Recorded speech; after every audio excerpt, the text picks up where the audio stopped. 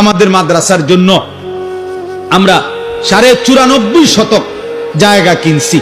আমাদের মাদ্রাসার জন্য এই 94.5 শতক জায়গা প্রায় দলিল সহ 2 কোটি 20 লাখ টাকা। এই 2 কোটি 20 লাখ টাকার এই জমিন এখনো অর্ধেক টাকা পরিশোধ করা বাকি আছে। 1 কোটি 4-5 লাখ টাকার মতো সুদ করছি, অর্থাৎ মালিককে আরো দিছি টাকা, কিন্তু আমি ঋণ করছি অনেক টাকা, অনেক টাকা। 1 কোটি টাকার উপরে আমি শুধু ঋণে করছি। আল্লাহর উপরে তাওয়াক্কুল করে চেষ্টা করতেছি। আল্লাহর বান্দাদের অনেকেই আলহামদুলিল্লাহ দেশের প্রবাসী সবাই কম বেশি দিছে। সবাই না দিলে আমি 1 কোটি 5-7 লাখ টাকার মতো সুদ করলাম কেমনে? সবাই দিছে আলহামদুলিল্লাহ।